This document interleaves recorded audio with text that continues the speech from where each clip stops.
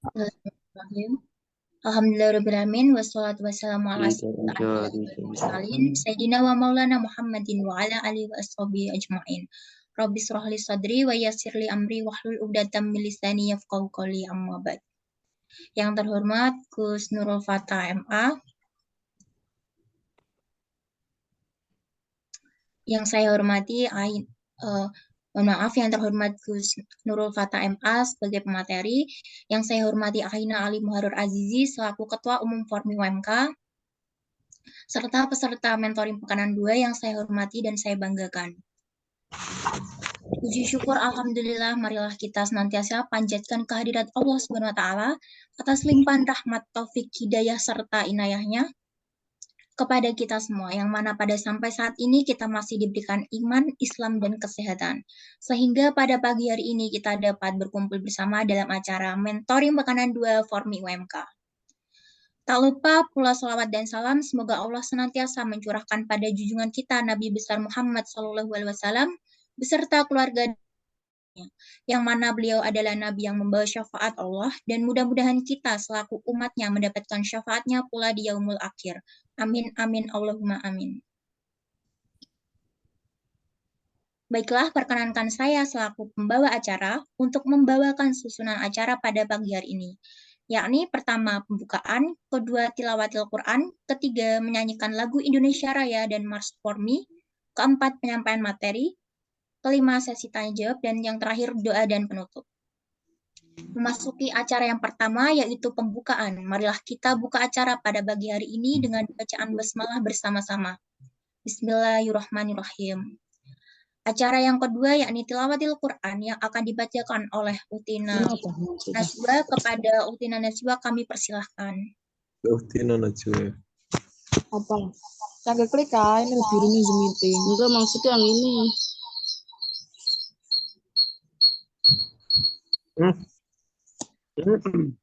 Kan ada suaranya kan?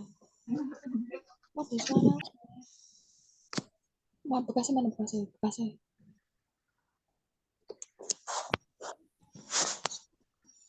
Cek.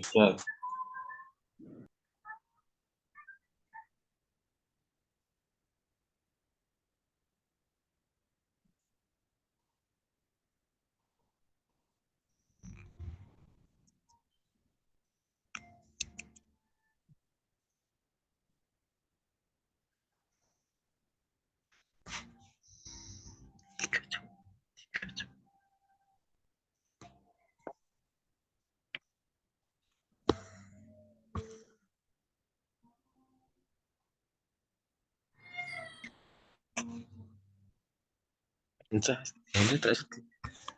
Screenshot.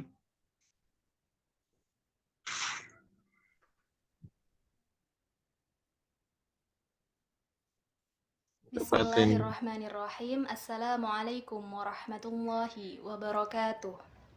Waalaikumsalam. A'udzu billahi minasyaitonir rajim. Allah. Bismillahirrahmanirrahim. Allah. Ya ayyuhalladzina amanu ittaqullaha wal tanzur nafsum ma qaddamat lighad wattaqullah innallaha khabirum bima ta'malun. ولا تكونوا كالذين نسوا الله فأنساهم أنفسهم أولئك هم الفاسقون. لا يستوي أصحاب النار وأصحاب الجنة Ashabul jannati humul faizun. Apaan, Cuk? لو أنزلنا هذا القرآن على جبل لرأيته خاشعا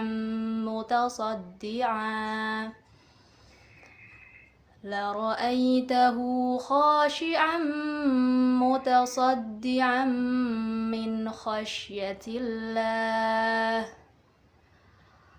وتلك الأمثال نضربها للناس لعلهم يتفكرون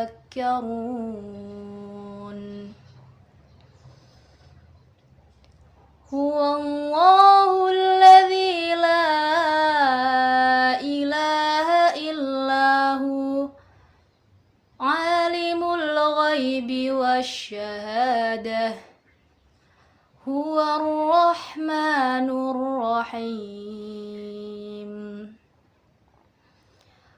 هو الله الذي لا إله إلا هو الملك القدوس السلام المؤمن المهيمن العزيز الجبار المتكبر سبحان الله عما يشركون هو الله الخالق البارئ المصور له الأسماء الحسنى يسبح له ما في السماوات والأرض وهو العزيز الحكيم صدق الله العظيم. Terjemahan surah Al-Hasyr ayat 18 sampai dengan 24. Aku berlindung kepada Allah dari godaan syaitan yang terkutuk. Dengan menyebut nama Allah yang Maha Pengasih lagi Maha Penyayang. Wahai orang-orang yang beriman, bertakwalah kepada Allah dan hendaklah setiap orang memperhatikan apa yang telah diperbuatnya untuk hari esok atau akhirat. Dan bertakwalah kepada Allah, sungguh Allah Maha Teliti terhadap apa yang kamu kerjakan. Dan janganlah kamu seperti orang-orang yang lupa kepada Allah, sehingga Allah menjadikan mereka lupa akan diri sendiri. Mereka itulah orang-orang fasik. Tidak sama para penghuni neraka dengan para penghuni surga. Para penghuni surga itulah orang-orang yang memperoleh kemenangan. Sekiranya kami turunkan Al-Quran ini kepada sebuah gunung, pasti kamu akan melihatnya tunduk terpecah belah disebabkan takut kepada Allah. Dan perumpamaan-perumpamaan itu kami buat untuk manusia agar mereka berpikir. Dialah Allah, tidak ada Tuhan selain Dia, mengetahui yang gaib dan yang nyata. Dialah yang Maha Pengasih, Maha Penyayang.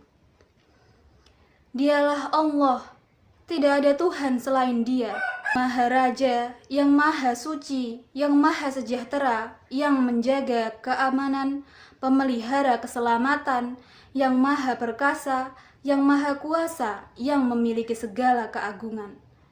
Maha suci Allah dari apa yang mereka persekutukan.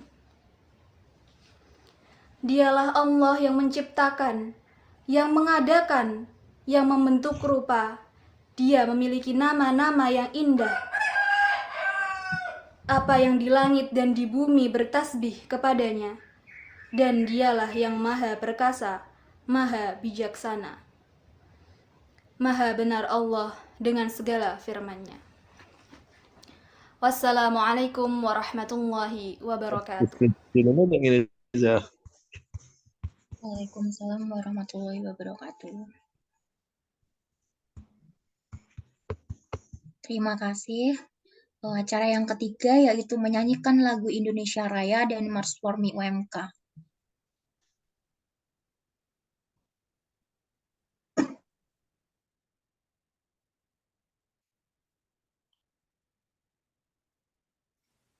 Pasti.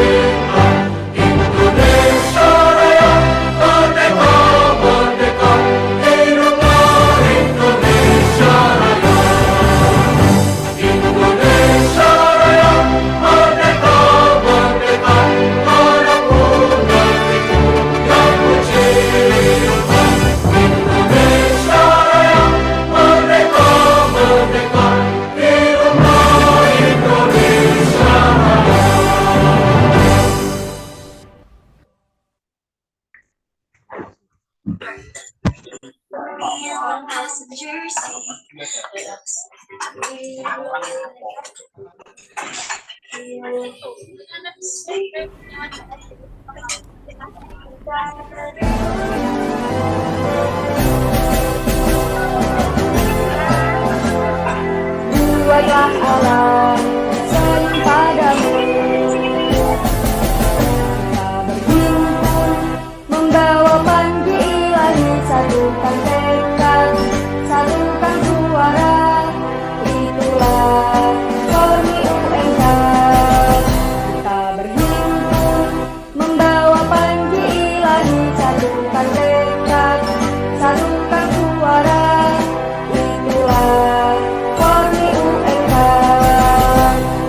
Islam yang rahmatan lil alamin, menuju UMK yang islami, tak kenal lelah dan tak kenal menyerah. Formie UMK terus berdakwah. Forum Mahasiswa Islam UMK, tebarkan panji Tuhanmu, amalkan sunnah Rasul, buatlah alam berseling padamu. Forum Mahasiswa Islam UMK, tebarkan panji Tuhanmu, amalkan sunnah Rasul, buatlah alam berseling padamu.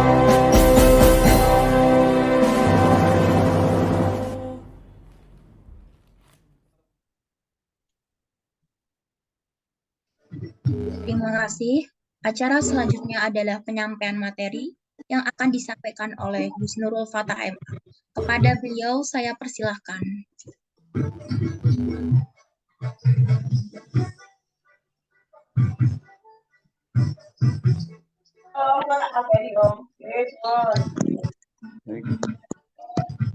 Assalamualaikum warahmatullahi wabarakatuh. Waalaikumsalam warahmatullahi wabarakatuh. Punten sebelumnya memastikan suara masuk atau tidak di kalian semua, gitu. Suara terdengar jauh atau enggak ya? Dengar, Gus. Dengar enggak jauh ya, tapi jelas ya. Pak, jelas. Ini soalnya agak rame nih suasananya, nggak tahu mungkin ada speaker yang masih suara kurang kondusif. Ora iso anggur, Mas. Ora iso. Iso, Mas. Iki Oke, Mohon sebelumnya untuk peserta saya mohon bisa oke, yang lainnya untuk mematikan speakernya, matikan mic-nya. mikrofonnya.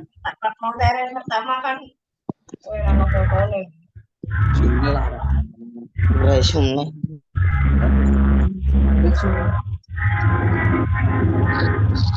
Ora durung diono, ndak itu ora. Gimana kalau gue goleki nang nggone?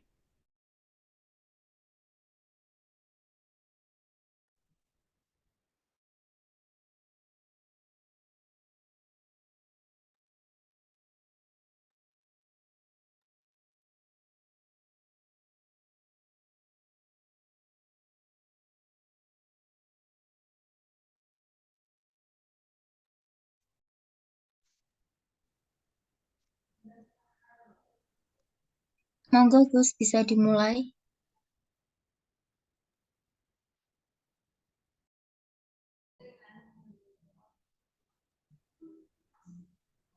Saya ulangi berarti ya, tadi ke-mute. Bismillahirrahmanirrahim. Assalamualaikum warahmatullahi wabarakatuh. Warahmatullahi wabarakatuh. Bismillahirrahmanirrahim. Alhamdulillah, salatan wa salaman ala Rasulillah sallallahu alaihi wasallam wa ala alihi wa ashabihi wa man tabi'ahum bi ihsani ila yaumiddin, amma ba'd.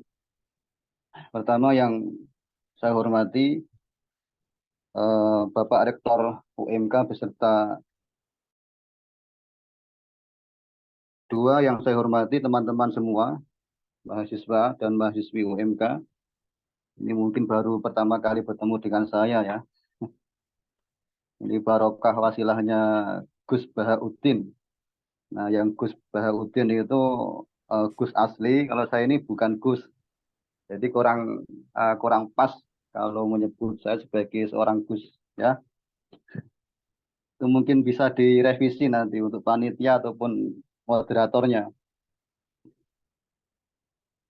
Ya, dan terima kasih kepada moderator juga teman-teman panitia yang telah memberikan kesempatan kepada saya untuk berbicara di forum apa ini saya lupa. Yang jelas seingat saya diberi tema yang saya anggap itu sebagai tema yang agak berat. Bukan berat untuk menyampaikan, tapi berat untuk mengaplikasikannya di kehidupan atau dunia nyata.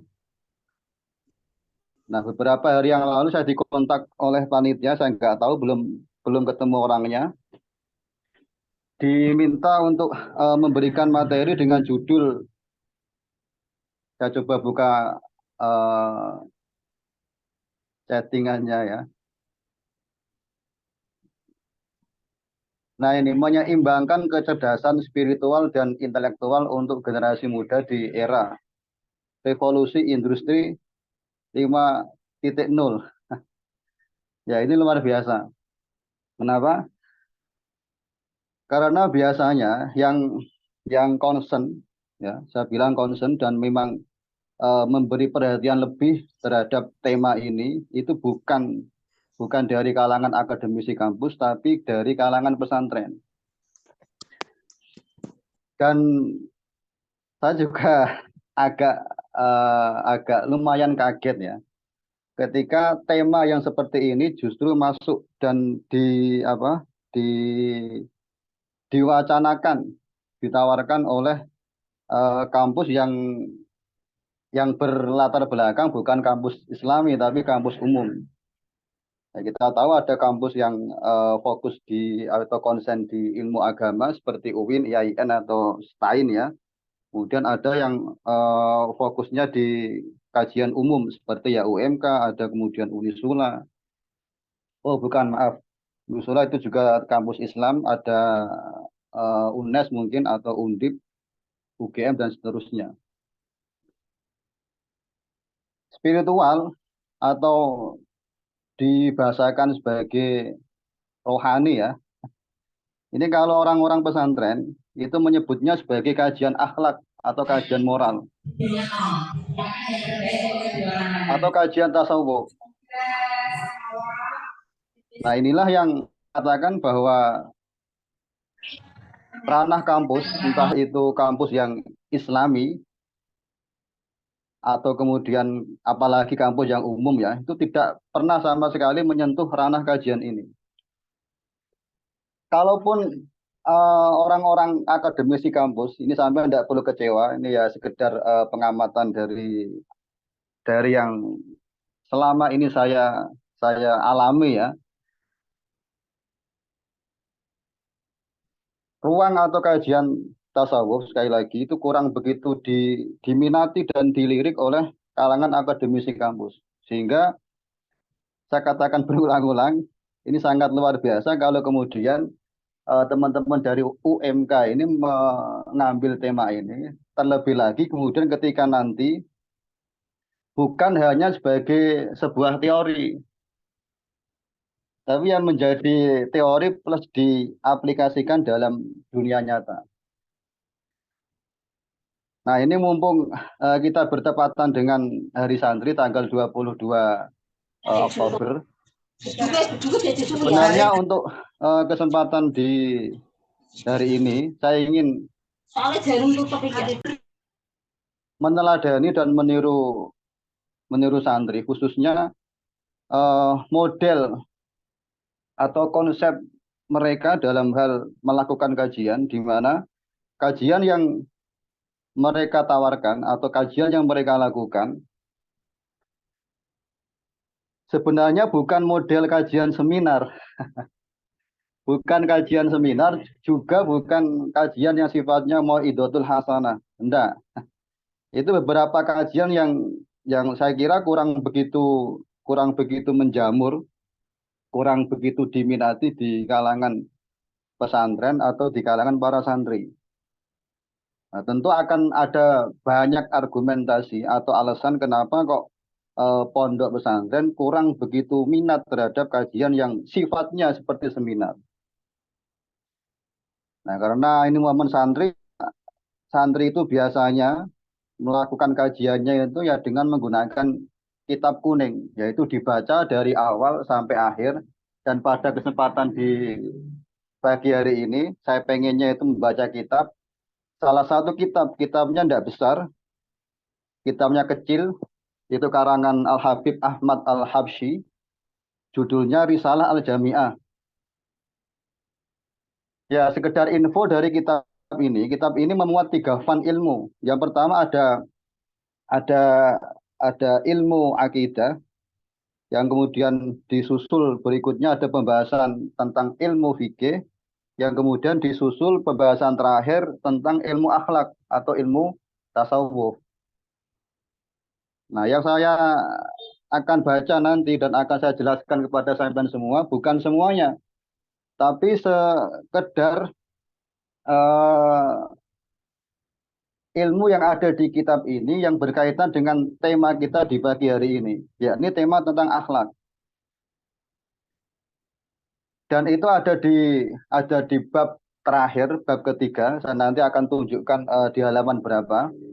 Saya tidak hafal, nanti silakan digeser ke bawah.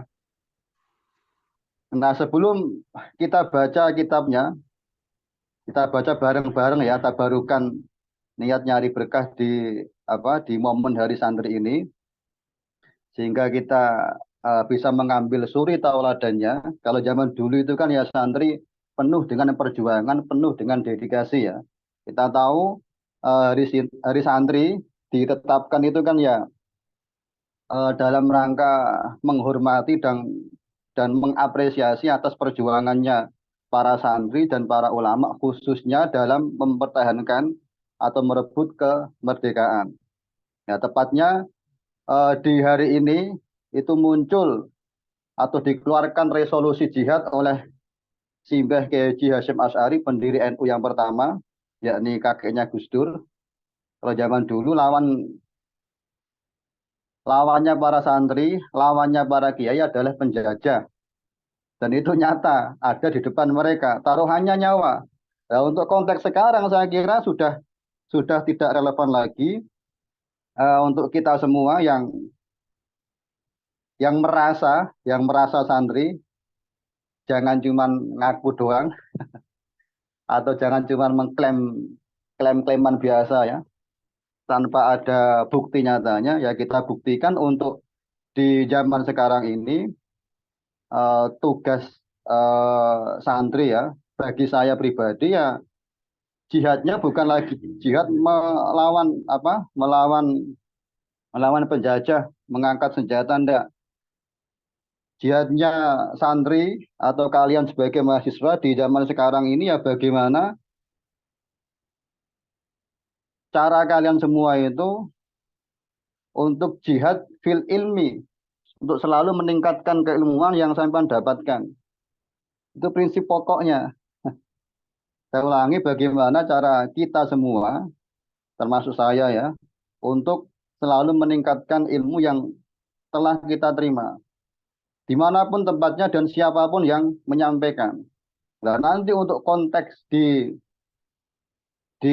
ilmu akhlaknya atau ilmu moralnya, maka jihadnya santri adalah dengan cara melawan atau memerangi hawa nafsu. Nah, nanti akan saya jelaskan detailnya seperti apa.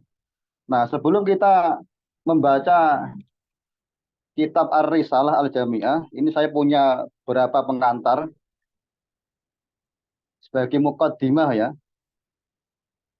sebelum nanti kita membaca kitabnya, dan semoga dengan mukaddimah yang singkat dan tidak terlalu padat. Saya buatnya itu baru di pagi hari tadi, sempatnya ya.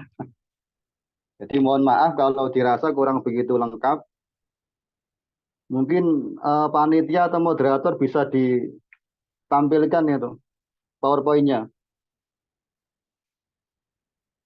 Saya diberi waktu berapa menit ya?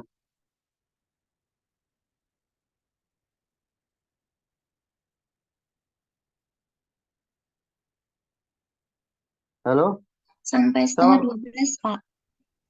Sampai setengah 12. Oke, ya. Ya, monggo ditampilkan PowerPoint-nya.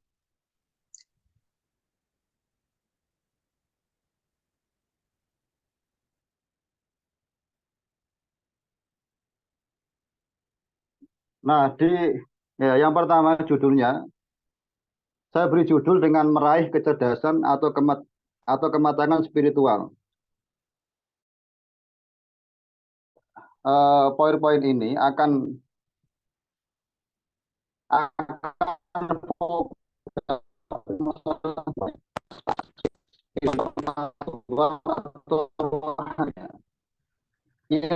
ini akan lebih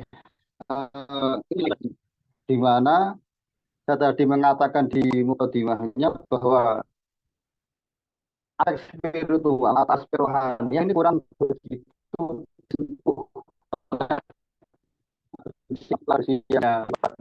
perguruan tinggi ataupun yang lain. Nah, saya awali PowerPoint-nya dengan slide yang kedua. Itu ada pembagian akhlak. Pembagian akhlak itu dibagi menjadi dua, ada akhlak yang terpuji, ada akhlak yang tercela. Atau detailnya apa saja yang masuk kategori sebagai akhlak yang terpuji dan akhlak yang tercela itu ada di kitab Risalah Al-Jami'ah.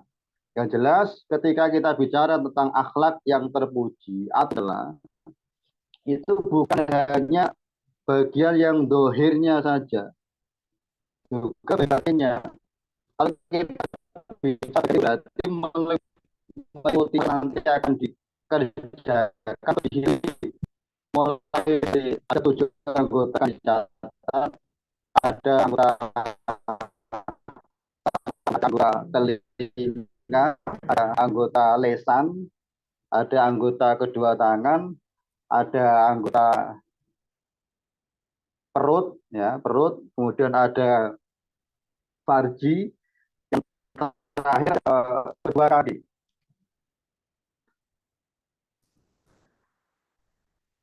Nah, poin pokoknya untuk yang pertama ini, bahwa kepentingan kita untuk mengetahui rincian akhlak baik terpuji atau yang tercela. Apa? Ketika kita maka praktekannya atau hiasi diri kita dengan terpuji. Nah, untuk akhlak yang tercela, ya fungsinya untuk apa? Ketika kita sudah tahu bahwa itu akhlak yang tercela, maka kewajiban kita adalah apa? Menghindarinya. Jangan sampai kemudian mempraktekkan atau melaksanakan akhlak yang dipandang para ulama sebagai akhlak yang tercela. Yang kedua atau berikutnya, ada pengertian, ini saya buat sendiri. Kalau nanti ada yang kurang nanti kita diskusikan ya. Cerdas spiritual atau cerdas secara rohaniah ialah orang-orang yang berhasil membersihkan dirinya dari sifat-sifat yang tercela. Saya ulangi, orang-orang berhasil membersihkan dirinya dari sifat-sifat tercela dan menghiasi dirinya dengan sifat-sifat yang terpuji. Oleh ulama tasawuf itu dikenal dengan istilah takhliyah. Kalau sampai bisa Arab ya, kira-kira. Kalau tidak bisa ya silakan ditulis dengan versi bahasa Indonesianya. Takhliyah menggunakan kha. Takhliyah menggunakan kha. Takhliyah yakni membersihkan diri baik itu yang sifat ataupun dalam dari sifat-sifat yang tercela. Yang kemudian fase berikutnya atau tahap berikutnya ada yang namanya tahliyah. Diistilahkan dengan apa? Tahliyah. Bukan menggunakan kha tapi hak, tahliyah. Artinya menghiasi diri dengan sifat-sifat yang terpuji. Nanti atau di pembahasan moral yang lainnya, pasti intinya pada intinya memuat dua hal ini, Mas atau Mbak ya, bahwa akhlak moral ataupun tasawuf itu pada intinya memuat dua hal, takhliyah dan tahliyah. Sekalipun hanya ya sebatas percakapan itu diberikan, wah nanti bisa panjang kali lebar itu. Kalau sampean tahu ada di antara kita referensi di pembahasan akhlak atau tasawuf itu kitabnya Imam Al-Ghazali yang berjudul Ihya Ulumuddin. Nah itu kok sampean punya, itu bukan hanya sekedar satu jilid, itu berjilid-jilid, ada 4 jilid. Yang kemudian disarai oleh Syekh Murtado Az-Zabidi dengan sarahnya Ithaf Asadah lil Muttaqin, itu ada sekitar belasan jilid. Nah, belasan jilid itu ya hanya menjelaskan tentang konsep takhliyah. Ya walhasil, sementara kesimpulannya yang bisa sampean catat ya, kalau ingin mendapatkan spiritual atau rohani yang matang loh ya, atau sampean bahasakan sesuai judul sampean yang seimbang ya, berarti harus mempraktekkan konsep apa takhliyah dan tahliyah.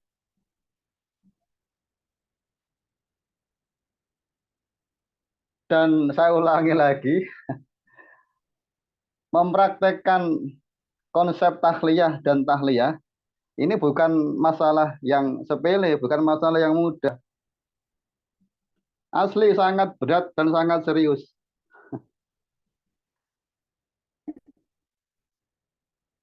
Kita harus bisa menahan dan harus sabar ya.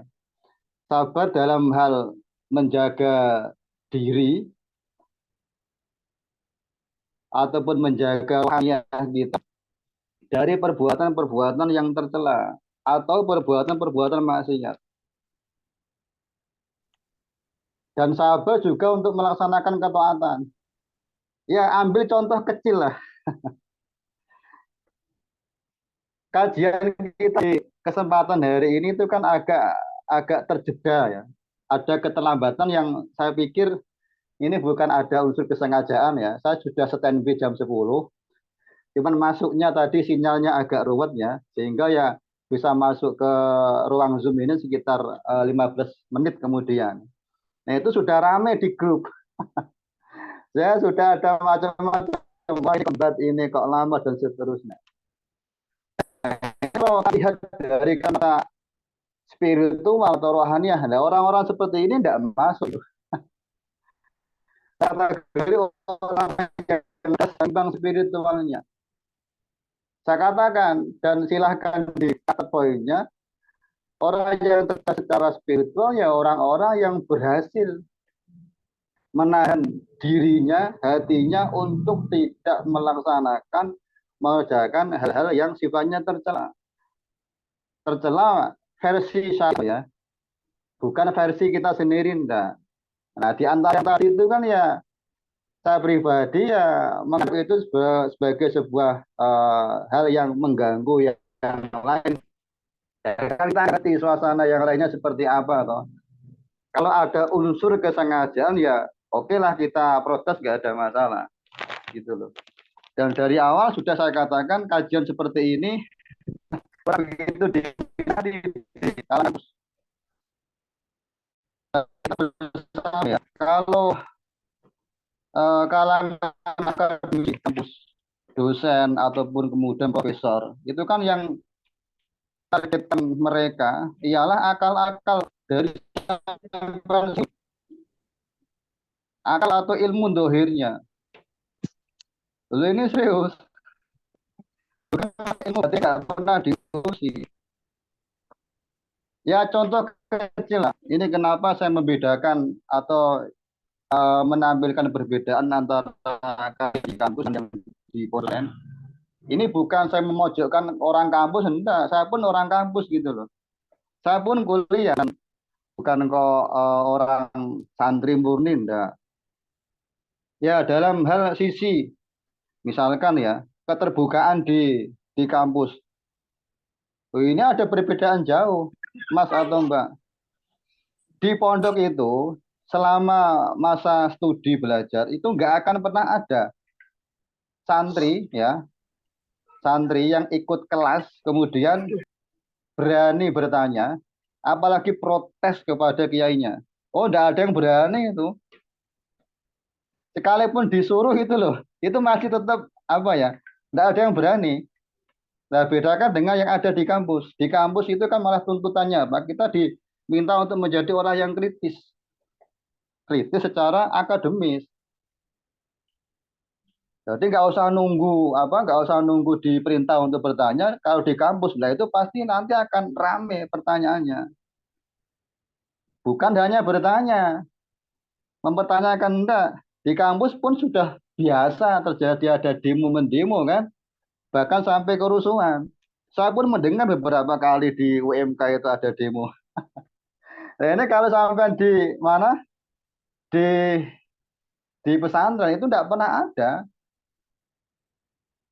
Hampir belum pernah saya mendengar ada seorang kiai atau pondok pesantren didemo oleh para santrinya gegara apa? Gegara ya suatu kebijakan yang dinilai ya kurang begitu menguntungkan kepada para santri.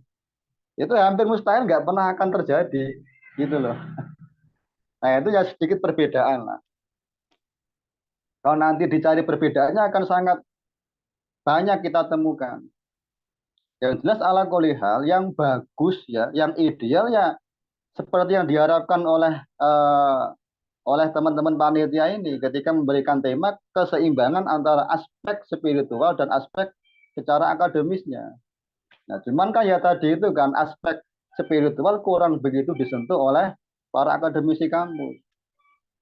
Nah, ini yang sampean mendengar omongan ini ya, mumpung belum terlambat ya silahkan dicari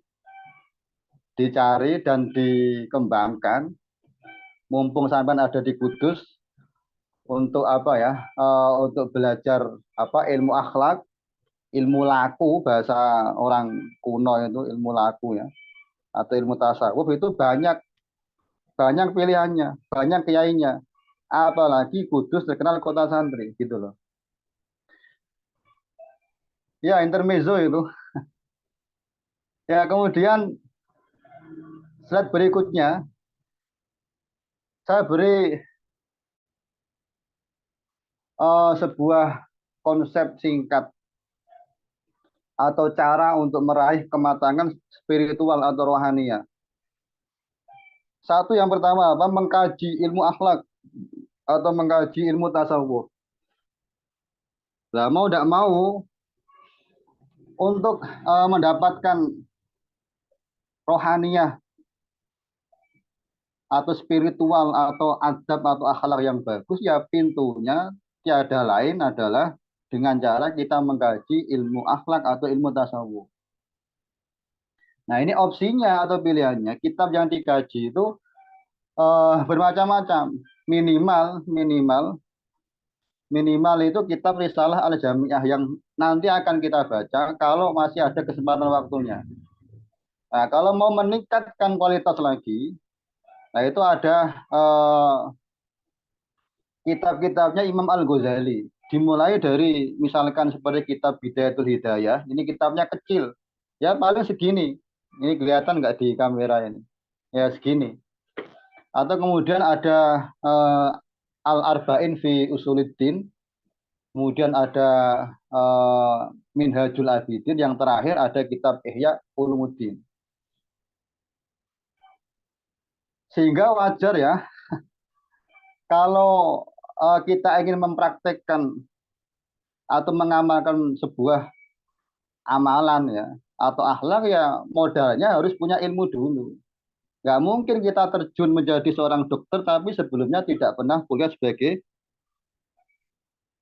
dokter, atau tidak mungkin kita nanti ikut berbisnis tapi sebelumnya tidak punya ilmu tentang cara berbisnis. Nah sama, kita nggak mungkin mendapatkan keseimbangan secara spiritual atau kecerdasan secara spiritual tanpa melewati ilmu tasawuf atau ilmu akhlak. Nah, yang kedua yang berat adalah mempraktekkan ilmunya atau mengamalkannya. Dan ini lebih berat daripada mengkajinya. Kalau mengkaji berteori semua orang bisa. Semua orang bisa. Nah, yang susah itu mempraktekkan. Nah, mempraktekkan ilmu tasawuf, saya tadi menyinggung di depan sedikit ya, bahwa intinya daripada ilmu tasawuf itu ya tahliyah dan tahliyah. Atau di bahasa lain kan, itu ada yang namanya istilah riyadhatun nafsi atau mujahadatun nafsi. Memerangi hawa nafsu. Nah, fatalnya ya bukan fatal sih, ya bisa menjadi sebuah kewaspadaan dan warning bagi diri kita semua. Nah, saya beberkan, manusia itu kan bukan cuma punya akal atau hati nurani, gitu loh. Manusia diciptakan itu juga mempunyai hawa nafsu. Nah, hawa nafsu ini selalu targetnya atau visi misinya bertentangan dengan akal atau hati nurani manusia. Kalau akal manusia itu kecenderungannya selalu mengajak manusia untuk berpikir. Nah, sedangkan hawa nafsu yang tadi itu apa ya, mengambil fungsi tugas yang sebaliknya, mengajak manusia untuk berperilaku yang negatif. Dan ini berat sekali. Kalau saya pemahaman ya, tentang hawa nafsu itu laksana kita mempunyai seorang ekor. Kita mempunyai seekor macan atau singa yang sangat buas ini. Ini kalau nggak sampai tahan, nggak sampean kurung ya, nggak sampean kandangkan, pasti akan buas. Nah, buasnya manusia itu bisa melebihi hewan. Itu naudzubillah semua naudzubillah. Kita menahan atau membentengi yang namanya macan ini ya dengan cara apa? Riyadhatun nafsi. Melawan hawa nafsu itu. Ketika hawa nafsu mengajak kepada perbuatan tercela atau maksiat, ya harus kita lawan. Kita tidak mau.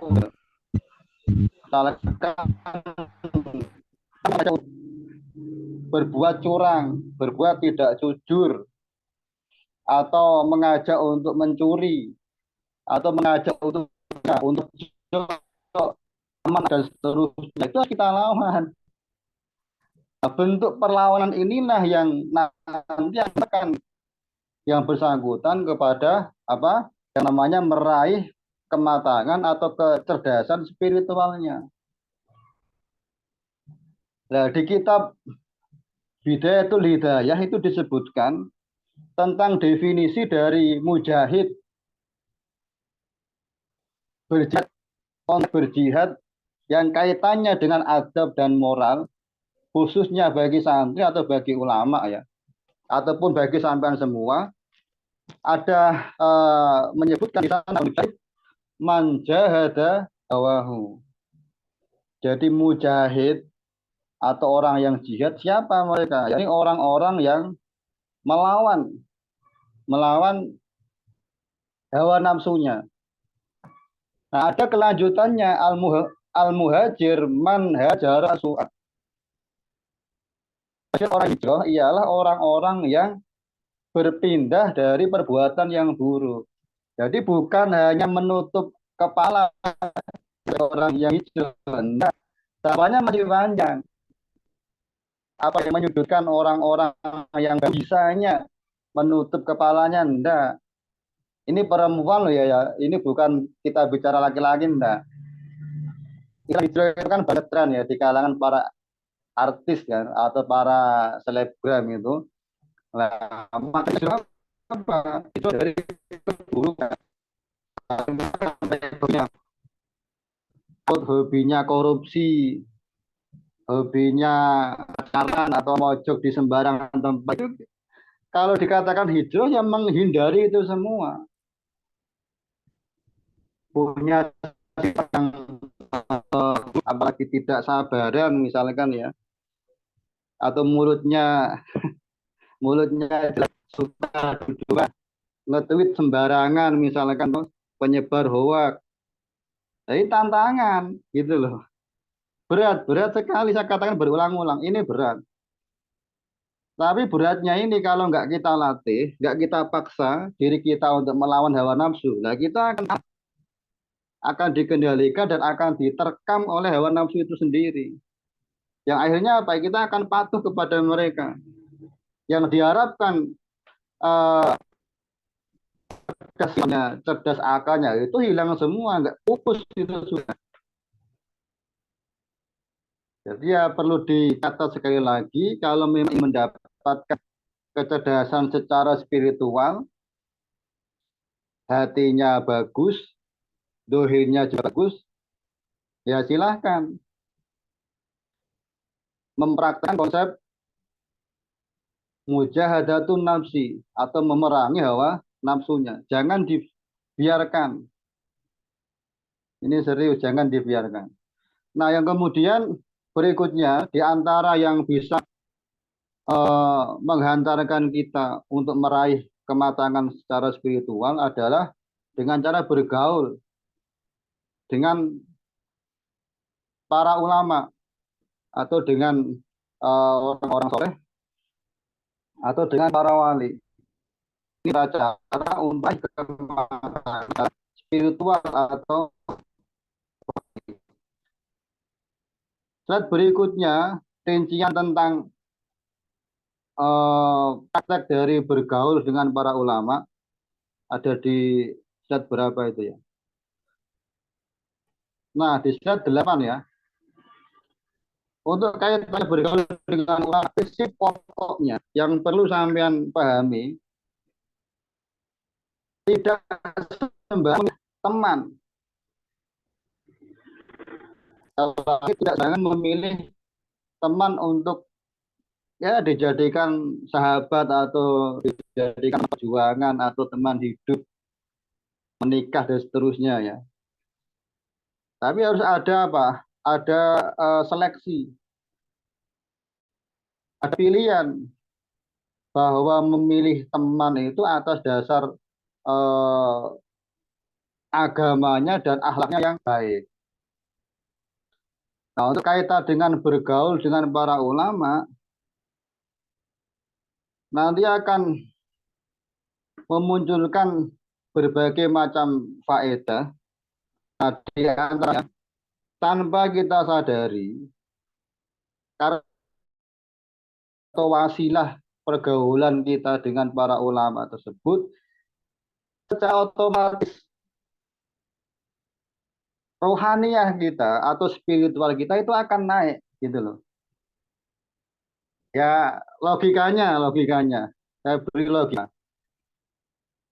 Misalkan sampean di sini bergaul di suatu tempat, di lingkungan, di kelas misalkan ya, dengan rektor atau dengan dekan lah, itu pasti kikuk, pasti nggak berani macam-macam. Miso we rawani gitu loh, ngobrol miso bilang jancuk itu rawani. Tapi kan mereka itu akan leluasa.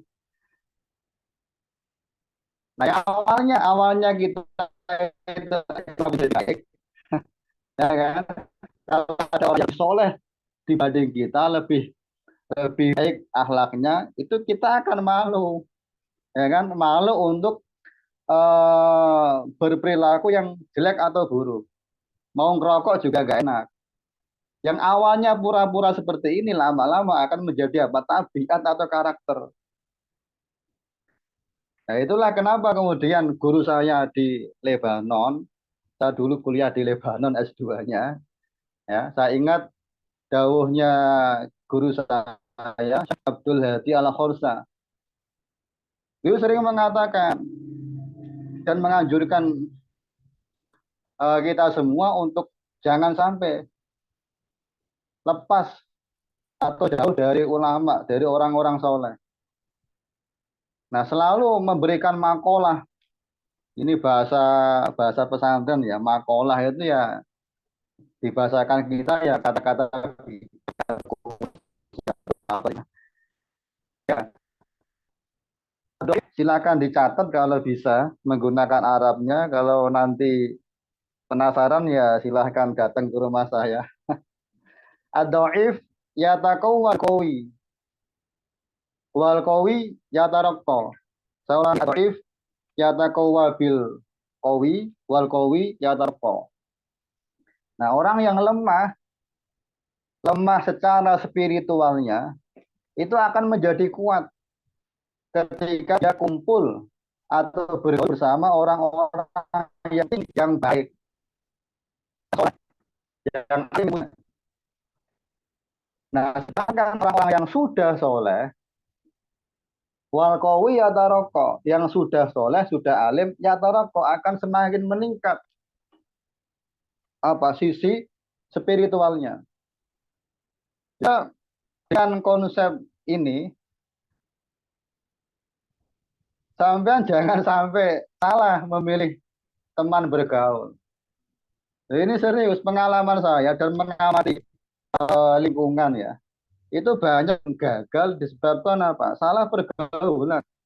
Luar biasa. Yang tadinya dia soleh ya bisa menjadi bejat gara-gara salah pergaulan. Tadinya di rumah dia misalkan ya dari kalangan pesantren, tapi kemudian di kampusnya salah memilih teman, salah milih pasangan, itu akan ikut gitu loh.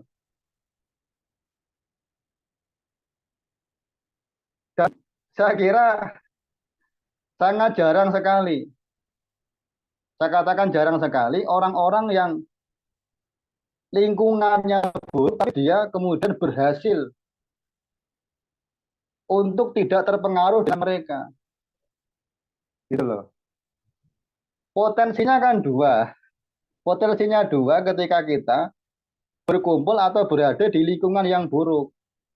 Potensinya kita yang terpengaruh dengan mereka atau mereka yang terpengaruh dengan kita. Nah, kita bisa mempengaruhi mereka itu tantangan dan berat. Yang ada pada umumnya kan loh ya, ini saya tidak mengatakan saya orang baik, enggak. Misalkan doa. Kalau kita orang baik tapi orang yang bajingan itu rata-rata Pak terpengaruh, bukan kok malah mempengaruhi. Berat itu. Dan tadi tangannya orang yang berhasil mempengaruhi orang-orang bejat tadi itu kalau nggak habaib ya Gus yang besar besar apa besar nasabnya bukan besar badannya enggak, tapi lebih kepada habaib. Ini serius. Sama lihat itu banyak preman atau bajingan yang ditobatkan oleh, atau banyak juga preman-preman yang ditobatkan atau kalah dengan Gus Miftah misalkan, atau yang sekarang Gus Ikdam. Nah selain itu jangan coba-coba gitu loh. Dimanapun tempatnya ya yang sampai temuin, entah itu di kampus ataupun di ruang manapun itu, jangan sampai kita asal bergaul dengan apapun. Berbahaya, kasihan diri kita gitu. Jika sudah terlanjur masuk bergaul, itu lepasnya susah Mbak, atau susah Mas. Apalagi ketika sudah menjadi apa ya, menjadi watak di dalam diri kita. Oh, tambah susah itu. Ya, anak kecil itulah. Anak kecil bisa bilang kan gara-gara diajari sama lainnya. Ya kan? Kemudian bisa bilang yang sampean ya, bisa bilang jancuk atau apa kan sebab lingkungan gitu. Jancuk kan bukan istilahnya orang Kudus gitu. Kalau kita melihat jancuk kan ya katanya kayak istilahnya orang mana, itu orang Jawa Timur. Yang kasar-kasar itu kan. Kalau kumpulnya orang ya nggak mungkin ada keluar kalimat jancuk itu enggak. Yang keluarnya kalau menemukan misalkan apa hal-hal yang enggak dirasa enak di dalam hati ya mereka istighfar. Atau kemudian yang dirasa menakjubkan mereka mengatakan subhanallah. Nah, kalau orang-orang yang bukan soleh kan beda itu kalimat yang keluar. Kalau menemukan situasi yang nggak enak, dosennya terlambat, dosennya kelamaan, kan yang keluar apa? Wah, jancuk ini kelamaan dosen ngajarkan loh. Pokoknya andalanya jancuk itu. Atau kemudian melihat perempuan yang cantik misalkan, itu juga bilangnya jancuk. Andaikan dia menjadi istri saya misalkan. Nah itu kalau orang pesantren nggak mungkin seperti itu. Nggak mungkin. Dikatakan ya,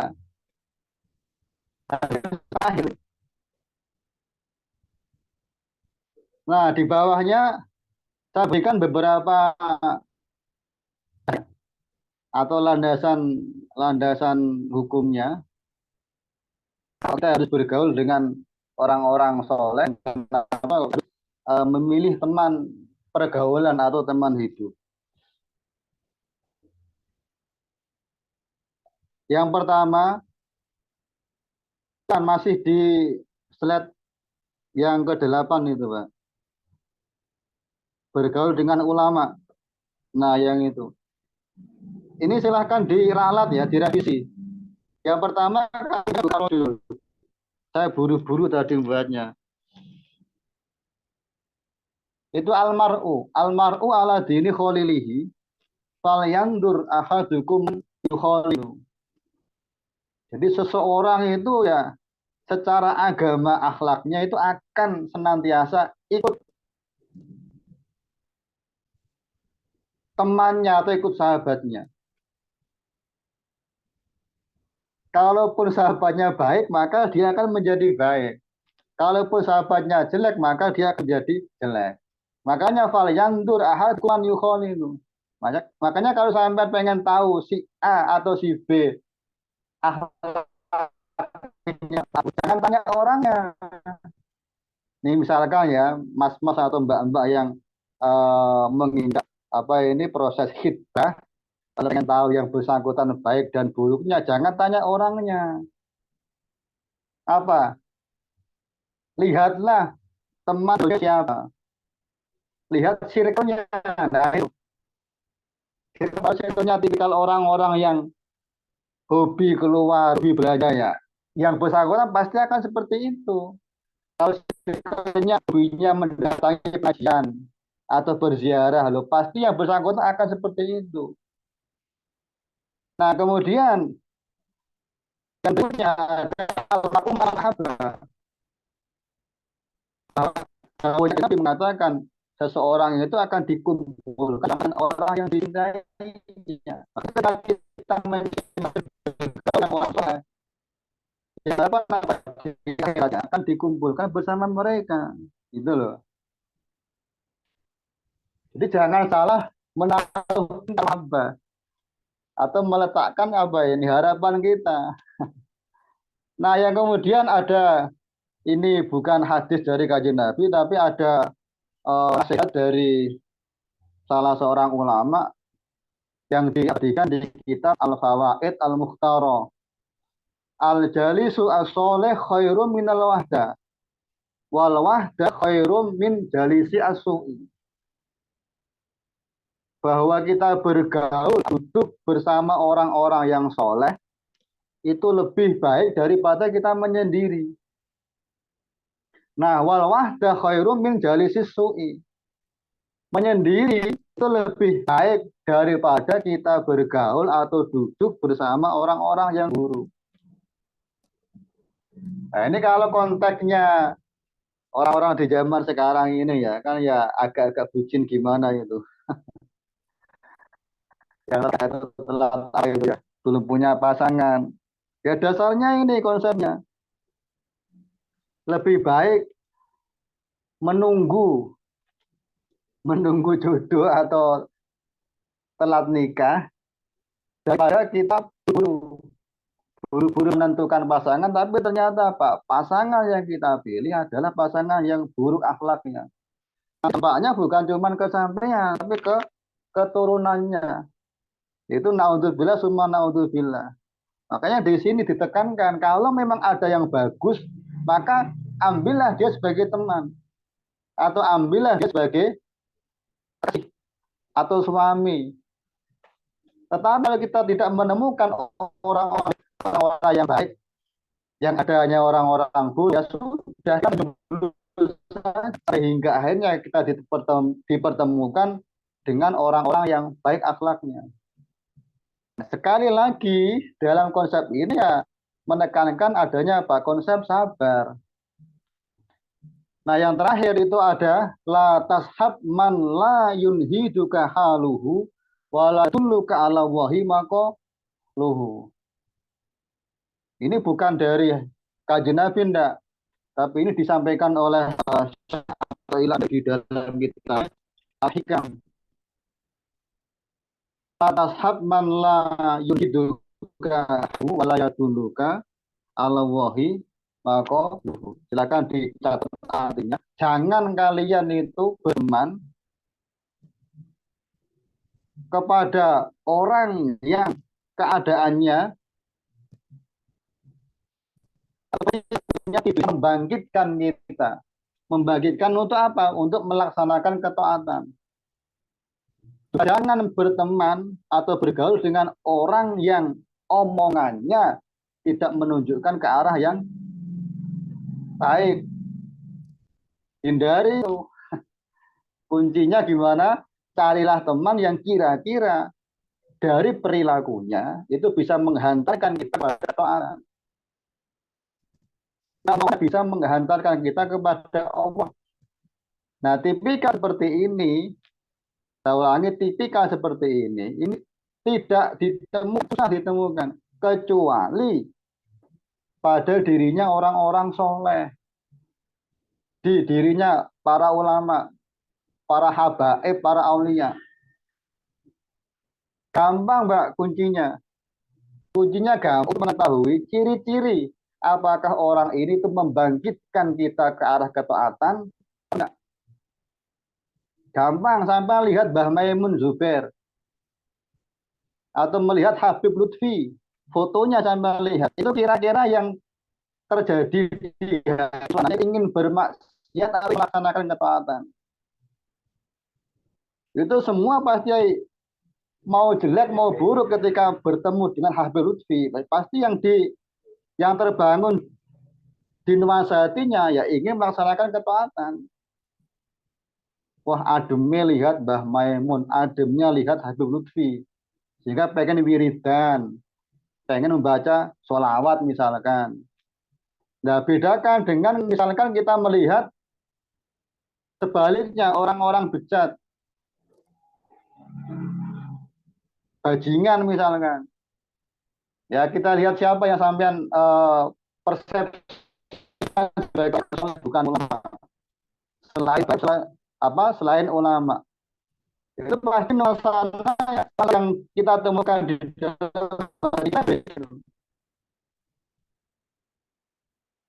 kampus ya, di kampus.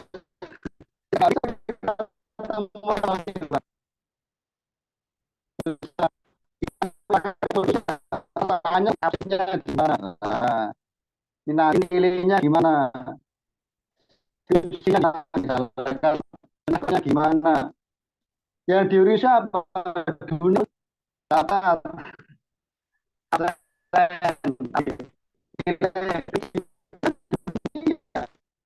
itu nggak ada di bawah sama itu. Nah, bedakan dengan kita ketemu dengan siapa tadi, Habib atau Mbah Maimun Zubair, yang ada di dalam diri kita, dari kandungan saja Maimun, ketika ketemu siapa itu Habib dan seterusnya. Oke, yang terakhir tentang zikir. Zikir ini langkah, saya pribadi mengatakan langkah yang terakhir ya. Ini bukan menafikan luar sana masih ada langkah, tapi masih ada mencukupkan 4 langkah agar seorang bisa meraih kematangan atau kecerdasan secara spiritualnya. Yang terakhir dengan cara zikir, baik sifatnya umum ataupun khos. Secara khusus ya, ini biasanya dengan cara masuk atau baiat toroh. Toroh itu ada banyak, Naksabandi, ada Qadiriyah, ada Syadiliyah dan seterusnya. Kalau yang zikir misalkan dirasa berat ya, masih muda kok disuruh untuk masuk torekoh Pak, masih muda kok disuruh untuk zikir Pak. Nah, saya kira yang kurang pas, dan sering saya temui orang-orang yang seperti itu. Kenapa kamu nggak tobat? Kenapa kamu zikir? Kenapa Pak? Ini masih muda, masih usia 20 tahun kok. Saya mau tobat tahun usia berapa? Mendekati mati 50 tahun. Nah, tanya orang-orang seperti ini apakah dapat memastikan bahwa usianya itu memang bisa sampai usia 60 tahun? Kan nggak ada loh. Loh, siapa tahu ini bisa sangat mungkin terjadi loh ya. Nah, dengar kajian ini kemudian mati kan bisa jadi gitu loh. Makanya mumpung ya kholas kita selalu bertaubat atau menyadari akan setiap kesalahan yang kita lakukan. Ya minimal memperbanyak membaca istighfar di setiap harinya. Misalkan 100 kali. Nah, Al-Qur'annya mengatakan, "Fadhkuruni azkurkum." Ingatlah aku Allah, maka Allah akan mengingat kalian. Nah, ada hadis yang mengatakan, "Ma asarra man istaghfara walau ada fil yaumi sab'ina marrah. Oh, tidak ada penyesalan bagi setiap orang yang setiap harinya memperbanyak membaca istighfar. Sekalipun dia terus-menerus mengulang, itu lebih baik daripada orang yang bermaksiat, melakukan kesalahan, tapi tidak pernah menyadari, tidak pernah mentobati, atau tidak pernah melaksanakan dan membaca istighfar. Ini 1 jam ya. Bisa dilanjut atau diakhiri? Ya, kalau memang punya terpaksa diri, dan mungkin kapan-kapan ya bisa kita bacakan kitabnya di kesempatan yang lain. Sudah jam setengah 12 ternyata. Nggih, monggo kalau ada pertanyaan.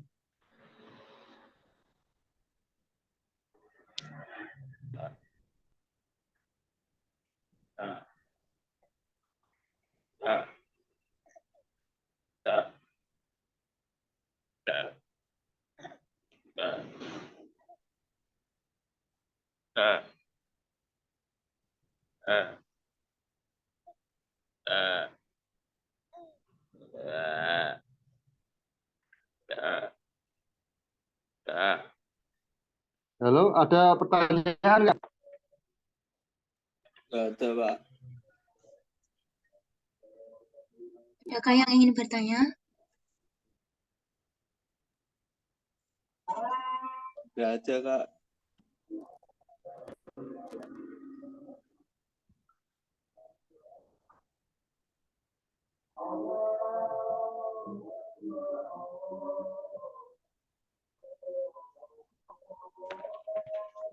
Untuk Q&A-nya 2 ikhwan, 2 akhwat.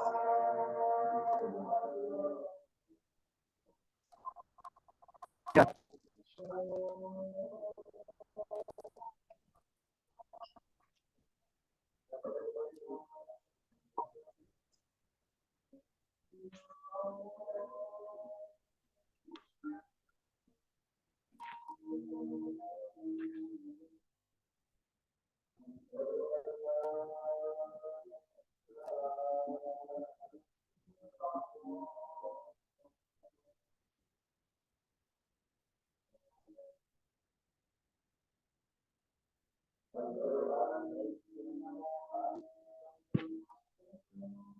Ya, silahkan yang mau bertanya.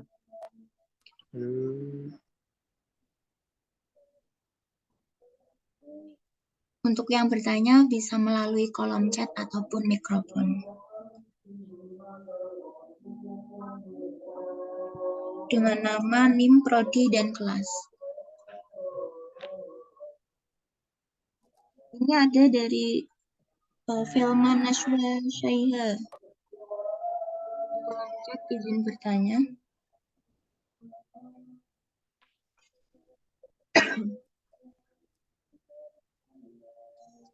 Untuk link absen nanti dibagi setelah sesi tanya jawab ya.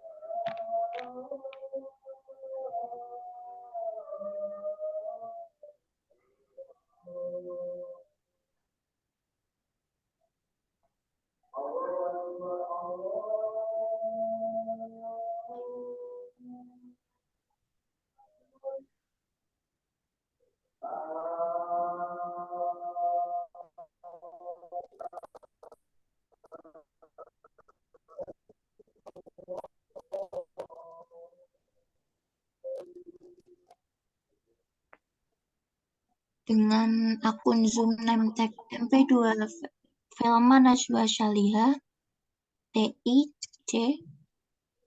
Untuk pertanyaannya apa, Mbak? Ini ada, Pak. Ya, dari di kolom chat. Ya, coba dibacakan, Mbak. Gali Febrian Agustino, Prodi Pendidikan Matematika dengan NIM 202335005 kelas 1A. Menurut Bapak, mengapa setiap manusia itu membutuhkan spiritualitas dalam hidupnya? Dan apabila kehilangan spiritualitas dalam hidupnya, apakah akan ada dampaknya? Terima kasih. Oke. Dari siapa ini? Dari Gali Febrian Agustino, Prodi Matematika. Ya, akan saya berikan perumpamaan ya. Perumpamaan sederhana yang mudah dimengerti. Ya, kita ibaratkan manusia ini sebagai sebuah mobil ya, mobil atau motor, bebas terserah. Nah, hati manusia atau mesin dari mobil ini kita ibaratkan sebagai sebuah aspek spiritual atau rohaniah dari sebuah mobil. Nah, kira-kira secara logika sampean, ntar ada lewat. Nah, saya lanjutkan, kira-kira secara logika dan nalar sampean ketika punya mobil tapi mesinnya tidak dirawat, itu akan rusak enggak mobilnya? Jawabannya pasti akan rusak. Nah, orang pertama membeli mobil itu kan yang dilihat bukan cuman bodinya itu. Tapi juga apa? Yang paling penting melihat dari mesinnya apakah baik ataukah tidak. Nah, rohaniah, spiritual atau hati itu justru organ intinya manusia. Makanya Kanjeng Nabi dawuhnya itu apa? Idza saluhal qalbu saluhal jasadu kulluhu. Nah, itu kuncinya. Kalau hati atau mesinnya manusia, ya, rohaniah manusia itu baik, bagus, maka semuanya pun akan ikut menjadi bagus. Adanya orang yang bermaksiat menggunakan mata, misalkan dibuat untuk melihat hal-hal yang dilarang, melihat pornografi misalkan loh ya, atau tangan dibuat untuk mencuri, untuk berkorupsi, kaki untuk dibuat melangkah menuju ke kemaksiatan misalkan loh ya. Itu kan gara-gara apa? Ada sisi hatinya yang bermasalah. Nah, perlu sampai catat, kalau hati nggak kita rawat,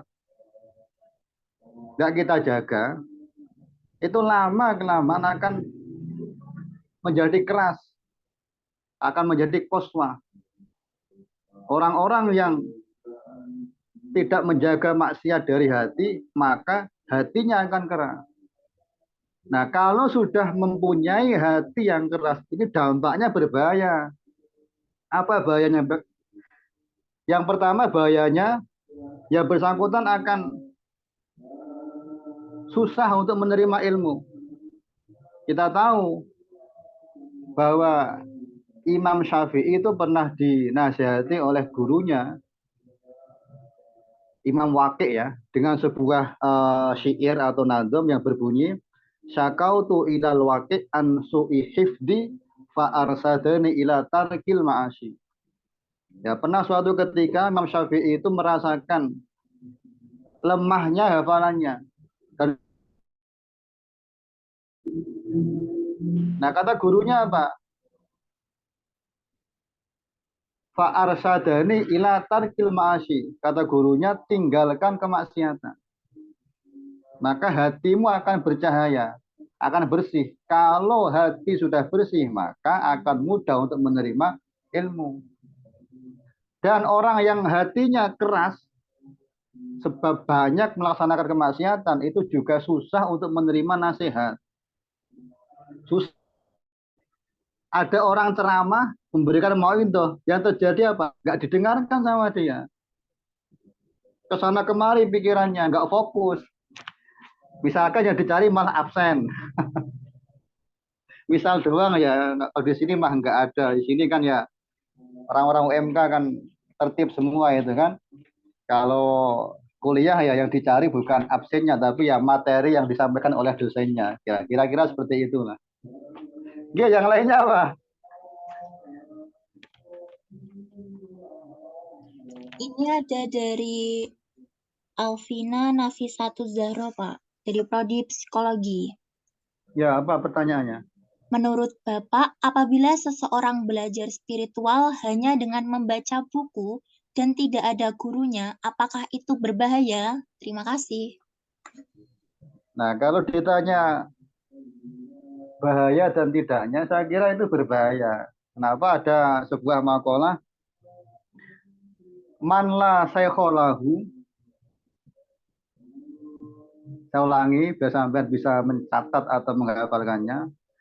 Man la saykholahu fa syaykhuhu syaitan.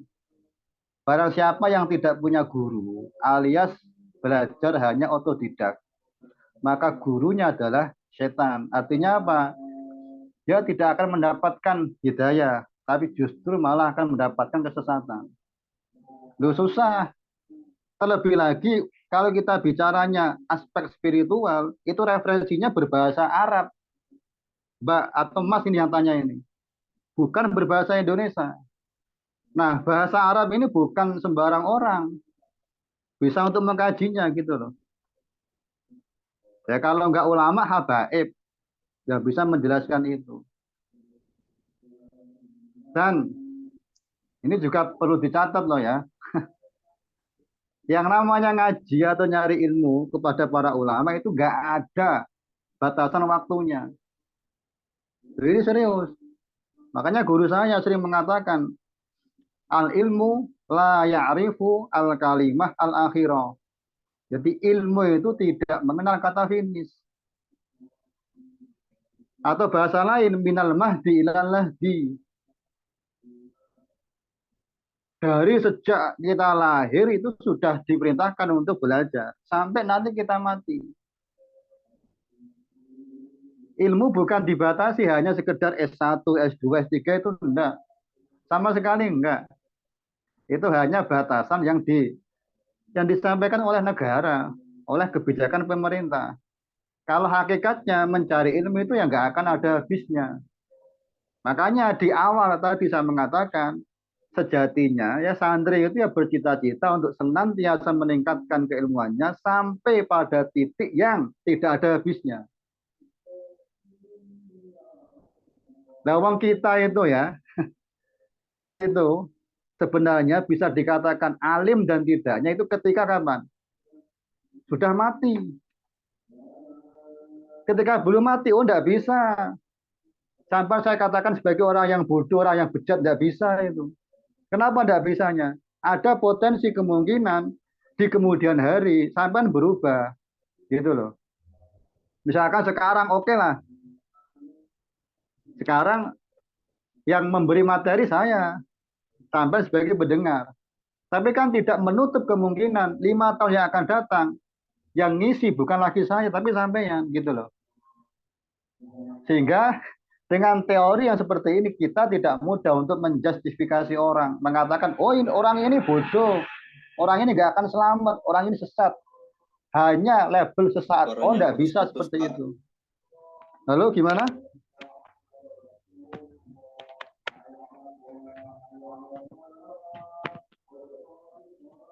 Pripun, Pak? Sampai nggak tadi suaranya? Sampai, Pak. Monggo dilanjut. Oh ya, tadi ada yang nyela. Katanya terus putus ya. Ya, ala kulli hal. Mumpung ada di Kudus. Bukan kok sampai merasa minder ya. Saya kan bukan jurusan agama, Pak. Oh, enggak. Ilmu itu ya untuk semuanya. agama akhlak itu berlaku untuk semuanya. Terutama akhlak loh ya. Akhlak itu bukan monopoli dari orang pesantren, enggak. Akhlak itu berlaku untuk semuanya. Terlebih lagi untuk ya orang-orang kampus yang kebetulan tidak pernah mondok. Itu perlu belajar akhlak. Kalau nggak ada seperti itu, yang dipunyai hanya sisi akademisnya itu berbahaya sekali. Kok banyak orang-orang yang kita temukan di Indonesia ya, yang terkena kasus korupsi itu hanya orang-orang pintar semua. Profesor ya ada, tokoh besar juga ada kan gitu toh. Itu kenapa kalau nggak punya akhlak itu? Ya tadi itu bahwa kecerdasan spiritual atau kematangan rohaniahnya tidak dia miliki. Dia nggak pernah belajar akhlak. Taunya apa? Akademisnya. Pintar secara akademisnya, tidak pintar secara rohaniahnya. Itu berbahaya. Nah ini mumpung masih muda, masih ada kesempatan, paling usia juga baru 20 tahun kan, belum 50 tahun, mati masih lama ya tobat sekarang, tobat dari kebodohan, dari kemalasan, tobat dari bermaksiat. Saya kira itu. Yang lain ada lagi?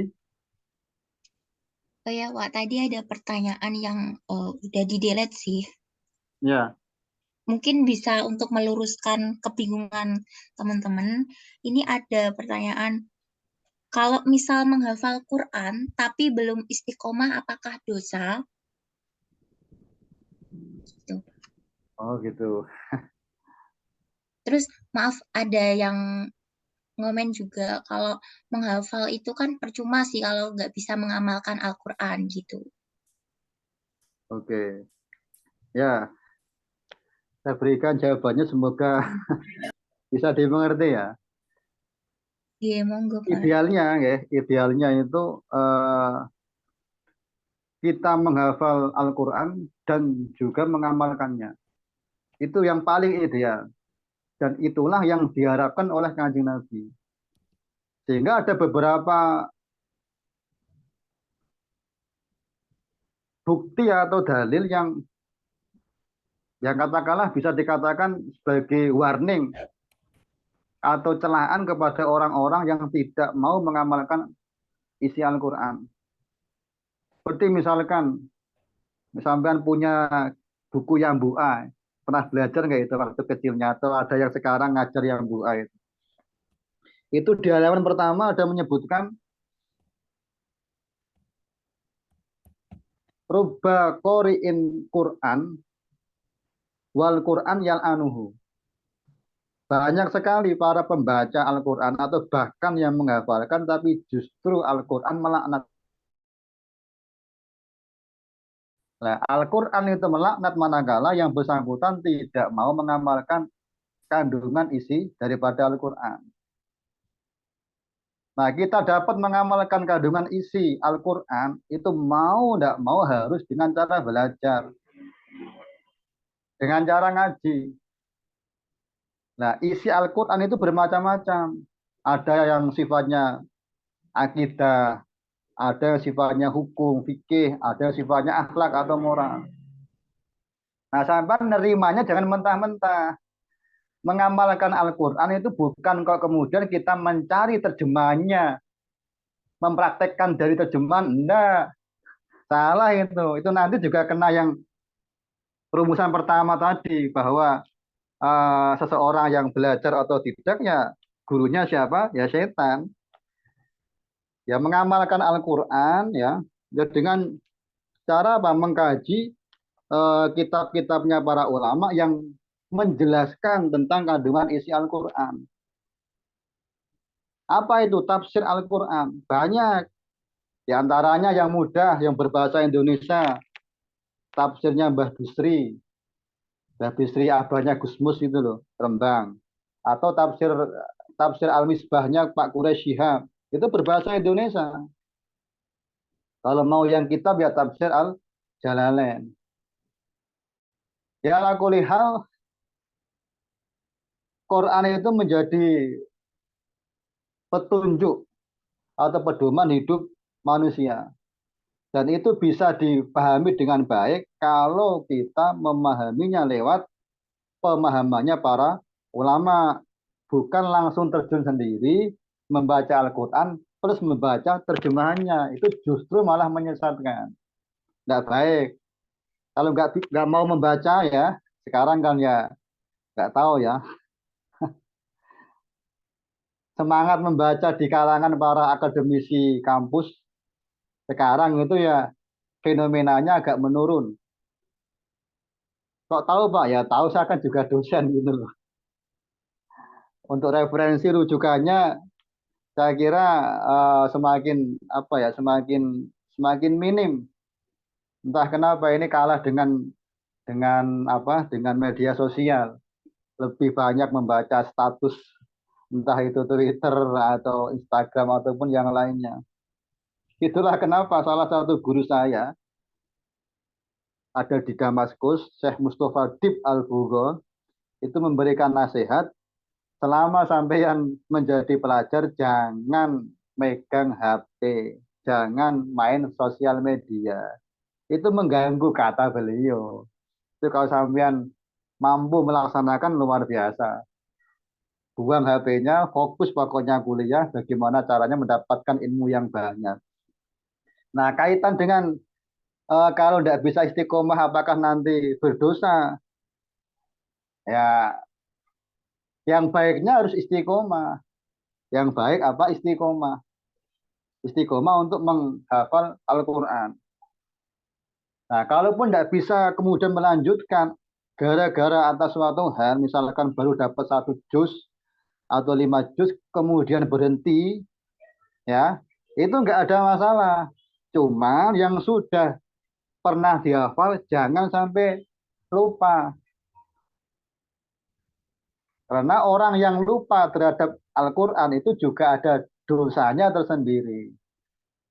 Orang yang hafal Al-Fatihah misalkan, atau hafal Al-Ikhlas, itu juga harus dijaga, Mas atau Mbak. Dengan cara apa? Murojaah. Nah, murojaah ini kan ya nggak harus kemudian 24 jam kan, enggak. No? Ya sisakan waktu, misalkan habis maghrib sampai isya, kalau kuat. Kalau nggak kuat ya 1/4 jam. Yang penting ada keistiqomahan. Ada makalah terkenal kan ya, mengatakan al-istiqomatu khairun min alfi karomah. Atau al-istiqomah ainul karomah. Bahwa karomah itu ya bukan hanya orang-orang yang bisa terbang atau bisa menghilang. Enggak.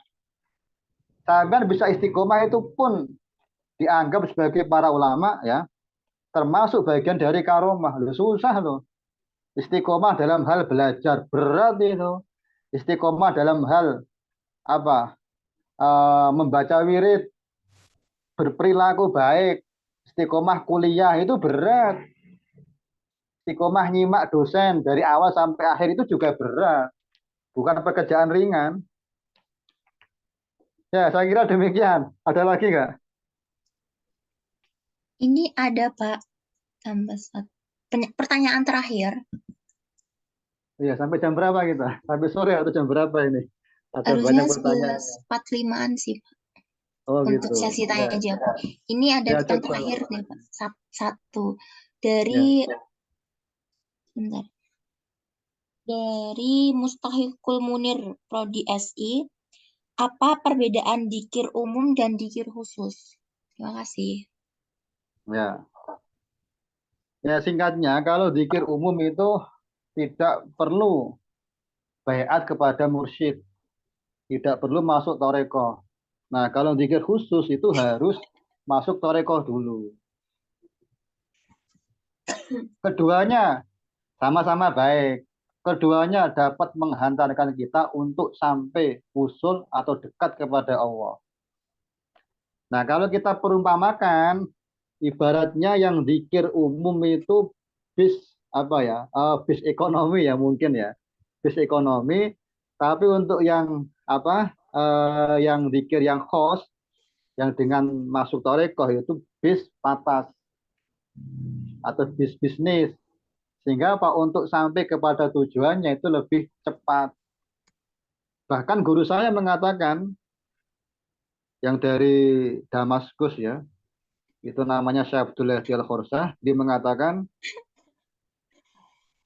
bagi orang-orang yang masuk Thariqah itu nanti di hari kiamatnya akan dikumpulkan semua jadi satu di bawah kepemimpinannya pimpinan Thariqah tersebut.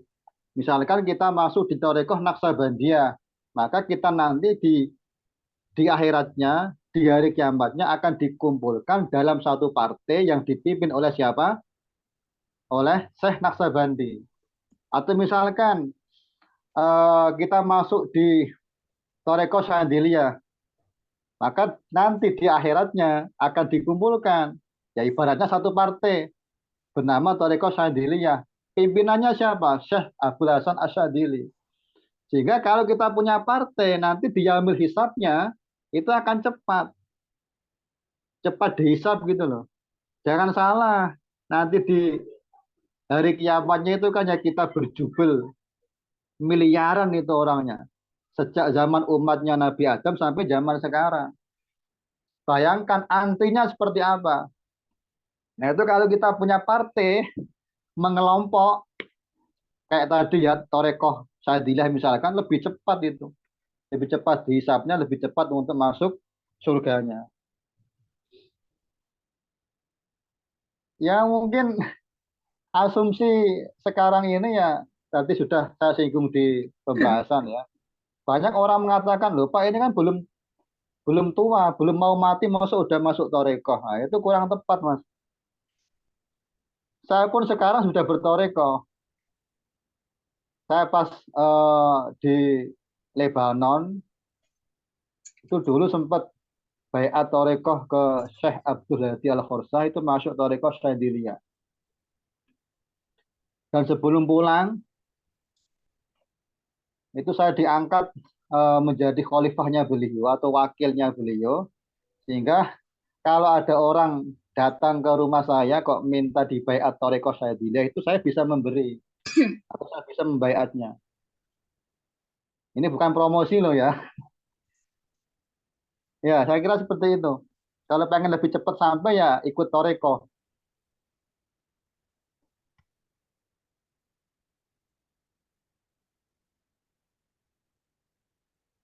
Iya, Nggih, terima ngoten. kasih Gus. Terima kasih Pak atas pertanyaan jawabannya. Ya. Untuk teman-teman, terima kasih yang dari atas partisipan yang telah bertanya. Acara selanjutnya itu pembacaan doa dan penutup. Pembacaan doa yang akan disampaikan oleh Pak Nurul Fatah. Kepada beliau, saya persilahkan. Yeah.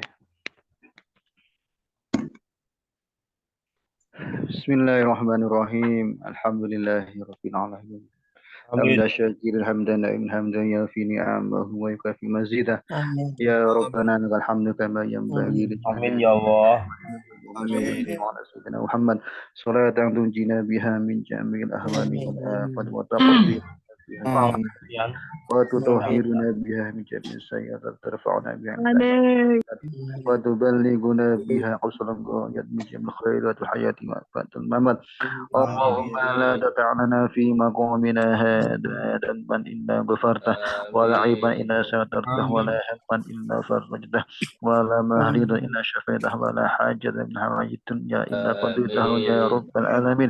Ya Rabbi bil Mustafa balligh maqasidana ya Rabbi bil Mustafa balligh maqasidana. Allahumma faqihna wa auladana fid din wa alhimna rushda.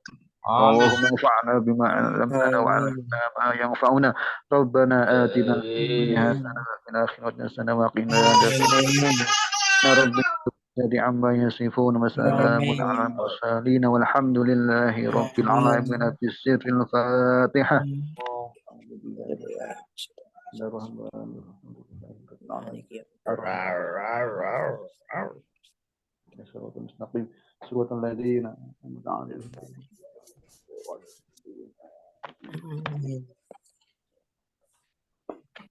Mas Sofyan yang ini. Woi, woi, woi, woi.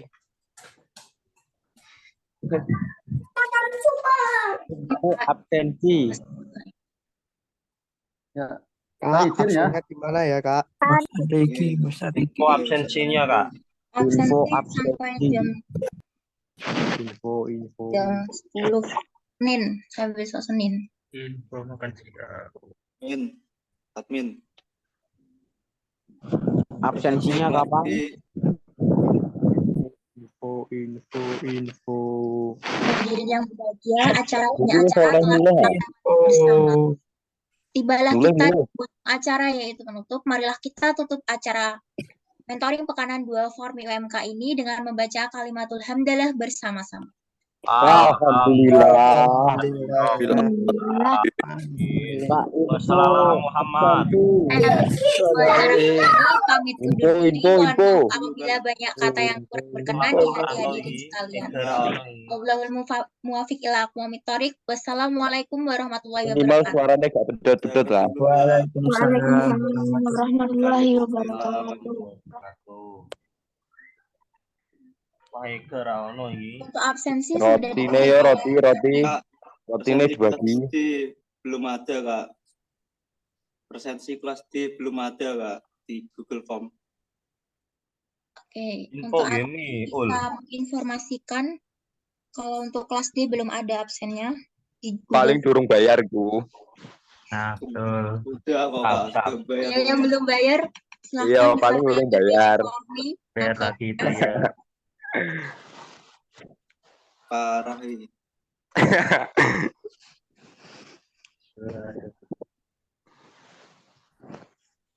Aduh, paketan kuntek iki. Anjay, kamu bohong.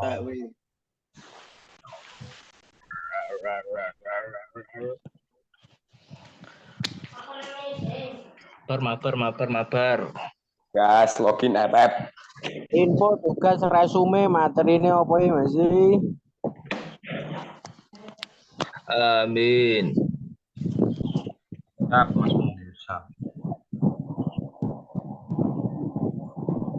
Wah, ini ono musang. Japri. Pripon. Absensi dan tugas resum deadline-nya besok ya pukul 10 pagi. Insya Allah. Saya mohon teman-teman yang belum membayar guru agama orang wajib. administrasi.